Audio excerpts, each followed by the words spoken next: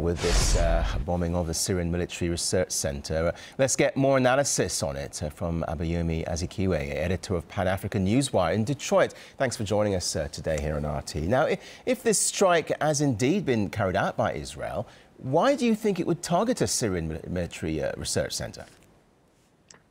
Well, it's quite interesting that the Israeli government, as well as the United States, has not officially responded to this provocation against Syria. It is inevitably a situation in which they are opening up another front in the war against the government of Bashar al-Assad. The Syrian government has been quite resolute in its campaign against these rebels over the last 2 years.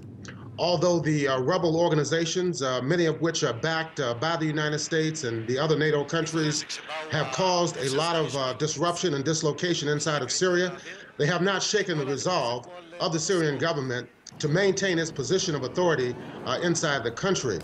So this is, of course, another effort on the part of the backers of these rebels to further weaken and destabilize the government in Damascus. And this is the first alleged Israeli airstrike carried out against Syria in the past 5 years. Why now?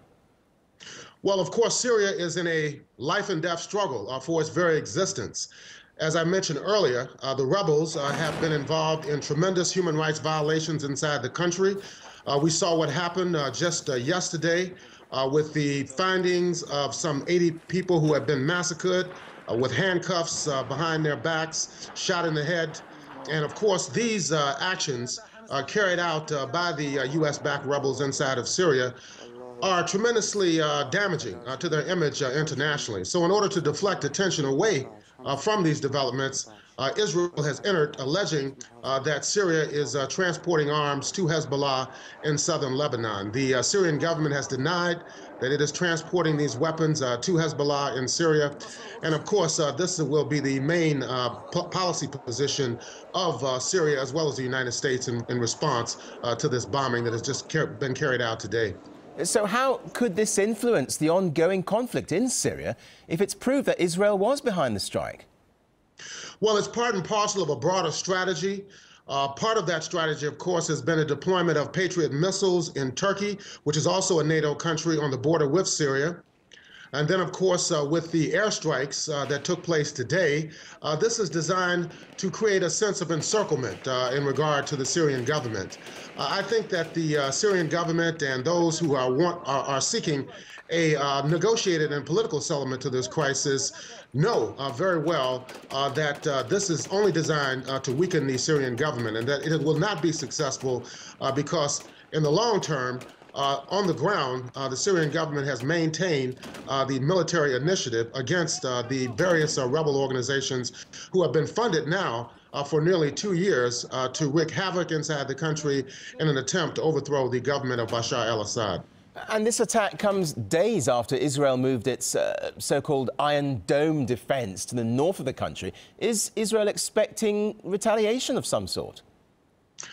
We don't know as of yet. There could be retaliation. We don't know exactly where the retaliation is going to come from. We do know that over the last 12 years, Israel has attempted to subdue and contain and even destroy the Hezbollah party inside of southern Lebanon. They have not been successful in their military campaigns. They were driven out of southern Lebanon in 2000.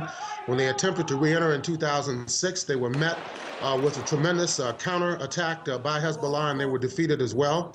Even in the recent assault on Gaza, with the introduction of the Faraj 3 and the Faraj 5 missiles from the Islamic Republic of Iran, this, of course, was a major intervention on the part of Hamas inside of Gaza against the Israeli onslaught. So they are very desperate at this point to carry out their military objectives, but we don't feel that this is going to be a decisive factor in the overall war inside of Syria. And in the wider sense, I mean, Israel already has tense relations with Lebanon and the Palestinians. Why would it want to escalate another conflict on or near its borders? Well, this has been the strategy and the tactics of the Israeli government since it has come into existence. They have a slogan that says permanent war. And of course, they are in permanent war against all the countries throughout the Middle East. And of course, the United States is complicit in all of this. They supply billions upon billions of dollars every year to support the Israeli military. They have not taken any sanctions or any type of restrictive measures against the Israeli government, and they supply weapons as well as diplomatic and political cover to the Israeli government. So this is a strategy on the part of Israel, backed up by the United States and the other NATO countries, to maintain what it perceives to be its hegemony, not only in Palestine, but throughout the entire region of the Middle East. Okay, Abayomi Azikiwe, editor of Pan-African Newswire. Thanks for those thoughts here on RT today. Thank you. Thank you.